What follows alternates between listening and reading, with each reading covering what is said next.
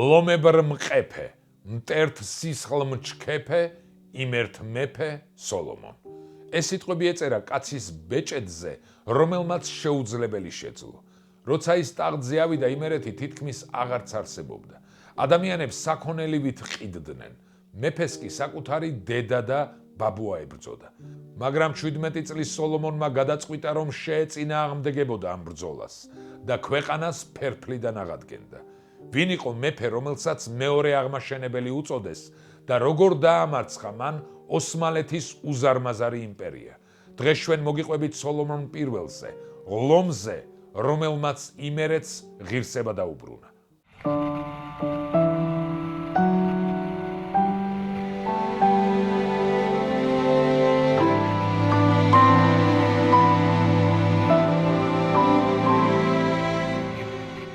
მე-18 საუკუნის შუა ხანებში იმერეთის სამეფო უმძიმეს მდგომარეობაში იმყოფებოდა. ქვეყანა დაყოფილი იყო სათავადოებად, სუფევდა ანარქია, მოსახლეობა დაუცველი იყო. ირგვლივ ძარცვა, გლეჯა და მკვლელობა მძვინვარებდა. ქვეყნის უმთავრეს პრობლემას ტყვეთა სყიდვა წარმოადგენდა, რასაც ოსმალეთის იმპერია ახალციხის ფაშას მეშვეობით ახალისებდა, რათა იმერეთი დაესუსტებინა. ოსმალებს დაკავებული ჰქონდათ დასავლეთ საქართველოს სტრატეგიული ციხეები: ქუთაისი, ბაღდათი, შორაპანი, ცუცხვათი, ფოთი, რუხი და სხვა. 1752 წელს მამის ალექსანდრე მეხუთის გარდაცვალების შემდეგ ტახტზე სოლომონ პირველი ავიდა. მას მემკვიდრეობით ერგო საშინაო და საგარეო მტრებისგან გაპარტახებული ქვეყანა. გამეფებისთანავე სოლომონს საკუთარი ოჯახი დაუპირისპირდა. მის წინააღმდეგ შეთქმულება მოაწყვეს ბაბუამ, ლევან აბაშიძემ, დედამ თამარმა, ბიძებმა და რაჭის ერისთავმა როსტომმა. შეთქმულებმა სოლომონი ტახტიდან ჩამოაგდეს და იგი იძულებული გახდა გაქცეულიყო.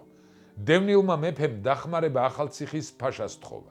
ფაშა ფიქრობდა რა, რომ ახალგაზრდა მეფეს თავის გავლენის ქვეშ მოაქცევდა, ამიტომ დაეხმარა და მას ტახტი დააბრუნებინა. ძალაუფლების ხელში ჩაგდების შემდეგ სოლომონმა სასტიკად დასაჯა მეამბოხეები. დედა და ბიძა სამეფოდან გააძევა, ხოლო აბაშიძეთა სათავადო დაამდაბლა. პოლიტიკური კავშირების გასამყარებლად მეფე გაეყარა შერვაშიძის ასულს და ცოლად შეირთო ოდიშის მთავრის ოტია დადიანის ასული მარიამი. ძალაუფლების განმტკიცების მიზნით მან შექმნა ფიცის კაცთა ინსტიტუტი. ერთგულთა რაზმი, რომელიც ყოველწლიურად იკრიბებოდა და მეფისადმი ერთგულების ფიცდებდა. სოლომონ პირველმა გამეფებისთანავე მიზნად დაისახა ტყვეთას ყიდვის აკრძალვა. მან მკაცრი ჯარიმითა და სიკვდილის სასჯელით აუკრძალა ქვეშევრდომებს ადამიანების თურქებზე მიყიდვა. ამ ნაბიჯმა ოსმალეთის იმპერიისა და ტყვეებით მოვაჭრე ქართველი თავადების უკმაყოფილება გამოიწვია. ახალციხის ფაშამ მეფეს კატეგორიულად მოსთხოვა ტყვეთას ყიდვის ადგენა, რაზეც სოლომონმა უარი განუცხადა. განრისხებულმა ოსმალებმა 1757 წელს იმერეთის ასაოხრებლად 40,000-იანი ლაშქარი გამოგზავნეს, რომელსაც გზა მეფის ბაბუამ ლევან აბაშიძემ გაუკვალა. მტერი ოკრიბაში ხრესილის მინდორზე დაბანაკდა. სოლომონ მეფემ დახმარებას თხოვა ოდიშისა და გურიის მთავრებს. 1757 წლის 14 დეკემბერს სოლომონი თავს დაესხა მტერს. მიუხედავად რიცხობრივი უთანასწორობისა, ქართველთა თავდადებამ ომის ბედი შეაბრუნა. მტრის ჯარის დიდი ნაწილი განადგურდა, ნაწილი კი გაიქცა. ბრძოლაში მოკლეს მეფის მოღალატე ბაბუა, ლევან აბაშიძე, რომლის გვამიც სოლომონმა მოაძებნინა და მიუხედავად ღალატისა, მაინც პატივი მიაგო. ხრესილის ბრძოლა იყო გარდამტეხი ეტაპი ოსმალთა ბატონობის წინააღმდეგ ბრძოლაში. ხრესილის ომში გამარჯვების შემდეგ სოლომონმა 1759 წლის დეკემბერში მოიწვია დასავლეთ საქართველოს საეკლესიო და საერო ფეოდალების კრება. კრების მთავარი მიზანი ეკლესიის საქმეების მოწესრიგება და ტყვეთას ყიდვის საბოლოო აკრძალვა იყო. იმ დროისთვის ეკლესია მძიმე მდგომარეობაში იყო. მრავალი მონასტერი და კათედრა გაუქმებული იყო, ხოლო ქონება მიტაცებული. კრებამ მიიღო უმნიშვნელოვანესი გადაწყვეტილებები. ტყვეთას ყიდვა აიკრძალა მთელ დასავლეთ საქართველოში და დამრღვევთათვის მკაცრი სასჯელი დაწესდა. მიტასებული ყმამამულები ეკლესიას დაუბრუნდა. აღდგა გაუქმებული საეპისკოპოსო კათედრები ქუთაისის, ხონის, შემოქმედისა და ჯუმათის. უღირსი სასულიერო პირები გადააყენეს და ისინი ღირსეული კანდიდატებით შეცვალეს. ამ რეფორმით სოლომონმა ეკლესია გააძლიერა და თავის მტკიცე მოკავშირედ აქცია. სოლომონ მეფის წარმატებებს ოსმალეთი ვერ ეგუებოდა. 1758-1763 წლებში მათ რამდენჯერმე ილაშქრეს იმერეთში, თუმცა სოლომონმა ყველა ბრძოლაში, მათ შორის 13,000-იანი არმიის წინააღმდეგ 1763 წელს ყველგან გაიმარჯვა. მარცხის გამო ოსმალებმა ტაქტიკა შეცვალეს და 1765 წელს ქართველი მოღალატეების დახმარებით სახელმწიფო გადატრიალება მოაწყვეს. მათ 80,000-იანი ჯარით შემოჭრის შედეგად სოლომონი ტახტიდან ჩამოაგდეს და მეფეთ მისი ბიძაშვილი თეიმურაზი დასვეს, რომელიც მათ ტყვეთას ყიდვის აღდგენას დაჰპირდა. სოლომონმა თავი მოდინახეს ციხეს შეაფარა.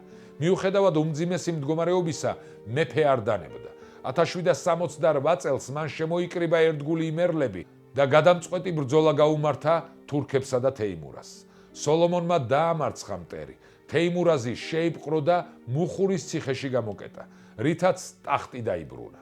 ამის შემდეგ ოსმალეთის სულთანი იძულებული გახდა ეღიარებინა სოლომონის მეფობა და 1768 წელს გამოსცა ფირმანი, რომელშიც ტყვეთას ყიდვისა და ხარკის მოთხოვნა აღარ ფიქსირდებოდა. ჯერ კიდევ 1758 წელს სოლომონმა და ქართლ-კახეთის მეფე ერეკლე მეორემ გორში თავდაცვითი კავშირის ხელშეკრულება დადეს. 1768 წელს რუსეთ-თურქეთის ომის მოახლოებასთან ერთად სოლომონმა რუსეთში ელჩად ქუთათელი მიტროპოლიტი მაქსიმე გაგზავნა თხოვნით, რომ იმერეთი ოსმალთაგან ეხსნათ და მფარველობაში მიეღოთ. რუსეთმა, რომელსაც კავკასიაში ოსმალეთის შესუსტება სურდა, იმერეთში გენერალი ტოტლებენი გამოგზავნა მცირე რაზმით. 1769 წელს გაერთიანებულმა ჯარმა შორაპნის ციხე შემოარტყა ალყა. თუმცა ტოტლებენმა მოულოდნელად ალყა მოხსნა და ქართლში გადავიდა, რის გამოც სოლომონი მარტო დარჩა მტრის პირისპირ. მიუხედავად ამისა, სოლომონმა შეძლო დაემარცხებინა ოსმალთა და კაცია დადიანის 9,000 კაციანი ლაშქარი. 1770 წლის ზაფხულში სოლომონმა მიაღწია უმთავრეს მიზანს. ქუთაისი და იმერეთის ძირითადი ციხეები საბოლოოდ გაათავისუფლა ოსმალთა გარნიზონებისგან. მეფობის ბოლო წლებში სოლომონს კვლავ მოუწია შიდა მტრებთან ბრძოლა. 1778 წელს მას ერთადერთი ვაჟი და მემკვიდრე ალექსანდრე ბატონიშვილი აუჯანყდა, რაც დავით აბაშიძისა და სხვა დიდებულების ინტრიგების შედეგი იყო. სოლომონმა დაამარცხა აჯანყებულები, ალექსანდრე კი ერეკლე მეორესთან გაიქცა. მოგვიანებით მამაშვილის შეერიგდა, თუმცა ალექსანდრე 1780 წელს გარდაიცვალა, რის გამოც სოლომონი უმემკვიდრეოდ დარჩა. 1779 წელს გაიმართა რუხის ბრძოლა. ოდიშის მთავარ კაცია დადიანს აფხაზებისა და ჩრდილოკავკასიელების, ჯიქების და ალანების გაერთიანებული ლაშქარი დაესხა თავს. მიუხედავად იმისა, რომ დადიანი სოლომონს მტრობდა, მეფე მას მაინც დაეხმარა. სოლომონმა სასტიკად დაამარცხა მტერი, რითაც სამეგრელო განადგურებას გადაარჩინა და შეაჩერა ჩრდილო-დასავლეთ კავკასიიდან მომდინარე საფრთხე. სოლომონ მეფის უკანასკნელი დიდი წამოწყება აჭარა გურიიდან ოსმალთა გაძევება იყო.